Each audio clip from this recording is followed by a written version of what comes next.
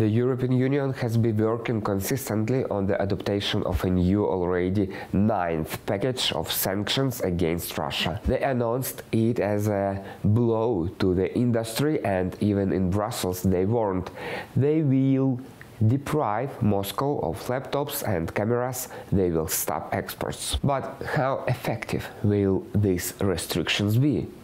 Can these sanctions pain be so strong that it will force the Kremlin to end the war? And what other resources of pressure does the West have, or have they been almost all used up during these months of the war? I'm Oleksii Matsuka, and in this video we will find answers to all these questions. Yes, this is not an exaggeration. The press wrote that this time the European Union wants to deprive Russia of Western electronics and laptops, and this is true. The blacklist includes chemistry, electronics and software, which theoretically can be used for military purposes. This means that Western manufacturers can quite seriously refuse to supply both computer equipment and cameras to Russia. And if China is still able to provide computers, then Japan has traditionally been famous for the best cameras, which usually duplicates the European Union sanctions. The Chinese have not been able to create any kind of authoritative brand yet. Of course, this is just a touch. Such restrictions will definitely not stop the war, but what can really complicate? It's the restriction of Russia's access to drones. We propose to ban the direct export of drone motors to Russia, as well as exports to third countries, such as Iran, that can supply drones to Russia. Ursula von der Leyen, President of the European Commission. Well, they will also hit personalities. The blacklist includes 200 names, 20 Russian State Duma deputies, 22 members of the Federation Council of Russia and 3 deputy prime ministers, 3 dozen officers responsible for rocket attack on Ukrainian civilians and infrastructure, and even the daughters and cousin of Ramzan Kadyrov, such a European greeting to Chechnya. Separately, they hit banks and also sanctions the 4 largest Russian TV channels. Is it a lot or not? It depends on how you look at it. Yes, numerous Russian officials and businessmen who made money on proximity to the Kremlin will have a hard time. But is it capable of fulfilling the main goal of any sanctions to force Moscow to abandon the continuation of the aggressive war? And here, as European journalists write, a rather indicative trend was revealed. There are European politicians who not only began to give back, however, they started talking about the need for exceptions. For example, Germany, France, Spain, Italy and Belgium proposed that individual EU countries could independently unfreeze the blocked assets of the persons involved in the sanctions lists. And Hungary even demanded that members of the Russian government be excluded from the European Union blacklist.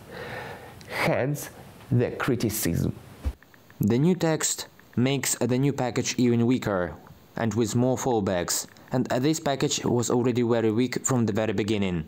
Richard Józwiak, correspondent for Radio Liberty at the European Commission. And if the new package only adds to Russia's headaches, but does not become a factor for changes in its policy, then what other reserves are there to make the war so expensive for Moscow that the Kremlin will no longer be able to continue it? And what should that price be? First, let's try to answer the question, what is wrong with sanctions? The current package is the 9th. That's before that only in Europe, since the start of the war, 8 packages of sanctions have already been adopted. And they were much more serious. Many will say, where is the effect? It depends on how to decide what's the reference point, economists assure. Western countries were not going to use sanctions to force Putin to back down and leave Ukraine. Putin believes he is waging a war for Russia's survival against the West. Regime change in Moscow is also not the goal. Sanctions against Cuba, North Korea and Syria show, for example, that this never worked. And to provoke the collapse of the Russian economy in the Venezuelan style is also not the goal. This is impossible when we talk about a big economy like Russia. Agathe Desmarais, head of the economic forecasting group at The Economist. What there is the purpose? According to Desmarais, this is a reduction in the resources that Russia uses in the war against Ukraine. And secondly, a long-term deterioration in the state of the Russian economy. From this point of view, the effectiveness of sanctions is also recognized in Kyiv. In short, sanctions work, perhaps not on such a scale and not as fast as we would like.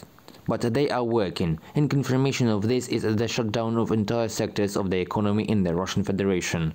Mechanical engineering, automotive industry. There is a reduction in production of 70 to 80%. Rostislav Shurma, deputy head of the Office of the President.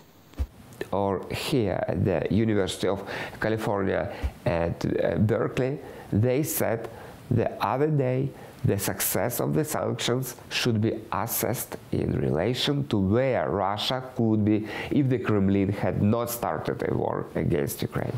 Conventionally, the economy would have to grow by 10% a year. Now, instead of +10, we get -5%. And against the background of developed countries, this looks even more contrasted. If the United States, China, India were actively developing, then Russia is in stagnation and has already begun to eat up fat reserves set aside for a rainy day. And the goal is to exhaust the Russian economy as much as possible to the extent that it's no longer physically able to support aggression. Sanctions are not that one fatal blow that kills instantly. It is death through 1,000 cuts. They took away something, they stung something, they didn't let them, the Russians, do something. All these economic sins do not kill instantly, but are extended over time and give the aggressor the opportunity to think about his behavior and change something. Yuri Hortnichenko, professor of economics at the University of California at Berkeley. But in this case, the question arises, how much more time is needed for the Kremlin to run out of funds for the war? After all, Russia is used the price of $120, $140 per barrel of oil, and today it sells black gold for a maximum of $70 per one barrel, and the US and the European Union set a price ceiling of $60 last week. There is, as people would say in Odessa, two pieces of news, good and bad. The bad news for Ukraine, of course, is that according to the estimates of the Institute of World Economy, due to accumulated reserves, provided that the West maintains sanctions, the Russian economy can hold out for another about 2 years. The International Monetary Fund wrote last year that Russia was saving money after the 2014 conflict in the east of Ukraine and the annexation of Crimea, and was ready for a war of attrition. Moscow has spent years formulating a military budget. The country is well prepared for any weakening of economic ties. Rolf Wanhammer, Vice President of the Institute for World Economics in Kiel. You will say, so has Moscow really enough resources to continue the war for another 2 years? No. The good news here is that experts' assessments also differ, and there is really no complete clarity about the margin of safety. And each new step of the West, such as these sanctions, reduces this conditional margin of safety each time. Here, an important question arises. Do the West still have opportunities for this additional leverage? Is there still enough room for future sanctions? Off the record, a representative of the American administration explained to us that among the options being discussed, there are still many different restrictions. They were identified, even the effect was calculated, and they are in no hurry to introduce it just because, as they believe in Washington, it's impossible to introduce into the game all the cards at once. Moscow must understand that there is always something else that can be introduced. Then sanctions work not as a punishment, but as a deterrent. This, for example, explains why not all Russian banks, but only a part, were disconnected from the SWIFT system. So, as they believe in the United States, the Kremlin will still refrain from taking extreme steps, realizing that there is still something to lose. But experts say that such as a reserve of sanctions, which have not yet been introduced, is also important for Europe, but for different reasons. For example, there are no sanctions against Gazprom Bank. This shows that Russian gas was very important to the European Union, which wanted to keep import financing channels. Russia is a big country. Financial connections with it are needed to be maintained for a certain level of trade. For example, the export of Russian grain, gas and metals is important for the world. Therefore, access for some banks from Russia to SWIFT is now preserved. Agathe Desmarais, head of the economic forecasting group at The Economist. The most powerful option would be unconditional secondary sanctions, where business around the world would have to choose whether to trade with Russia or trade with Europe and the United States. But here, a new trade war with China may arise, which, pursuing its own interest, maintains communications and trade with Moscow. An aggravation of relations with Beijing is not in the interests of Washington. So the US went the other way. They decided not so much to expand their sanctions as to strengthen control over their implementation. Thus, the Wall Street Journal writes that the United States even sends high-ranking officials to foreign capitals whose task is to share confidential data on sanctions, circumvention schemes, and put pressure on governments and companies that resist restrictions. There are public reports that Russian money laundering is active in the Arab world. This is something we all have a vested interest in preventing, investigating and eliminating. Elizabeth Rosenberg, Deputy U.S. Secretary of the Treasury for the Prevention of Financial Crime. And they make sure that sanctions are not bypassed by Russian officials and oligarchs from Putin's inner circle. And the calculation here is that the current Russian elite will begin to live so hard that they will start lobbying, if not for a change in the Kremlin regime, then at least for an end to the war in Ukraine.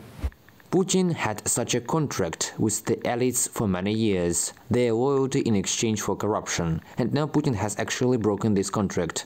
All the oligarchs lose their yachts, houses, they start to sink. Do we still need Putin? Maxim Mironov, Professor of Economics and Finance at IE Business School. The plan, and this is the scenario that was just being discussed in Washington's corridor, is that having become impoverished, having lost their yachts and villas in the West, businessmen entering the Kremlin will start lobbying at the end of the war from all sides. Not because they feel sorry for Ukraine, there are no illusions here, but because it ruins them. Will it happen? The former US ambassador to Russia, Michael McFaul, is skeptical. There are two types of oligarchs in Russia. There are oligarchs who have been so since the 1990s, and we are very proud when we impose sanctions on them, taking away their yachts. But it must be clearly stated, these people have zero influence on Vladimir Putin. The second type of Russian oligarchs, very rich people close to Putin, but they are very rich precisely because they are close to Putin. Therefore, they have no leverage to put pressure on him and force him to stop the war. Michael McFaul, former US ambassador to Russia. At the same time, and the American press wrote about this with reference to their own sources, all sorts of mediators came out to the American presidential administration. Someone apparently wants to try to save at least the remnants of the capital, and someone, perhaps, is ready to talk about the future without Putin, who in any case is not eternal. So the sanctions will continue. Yes, this project of package of sanctions will not look like the other ones. Yes, somewhere there will be serious restrictions and somewhere technical, but they will not be cancelled or lightened until the reason for which they were introduced disappears. The same Crimea sanctions introduced after the illegal annexation of the peninsula are still in effect. And as the United States Department of State assures, they will be in force until the peninsula is under Russian control. It's the same with the sanctions for war. They will only grow until the war stops. But what are the prospects at the front line? How will events develop closer to the New Year Eve? Where to expect an attack? We will discuss this in one of the next videos, 3 times a week on this channel. Thanks for watching and see you soon.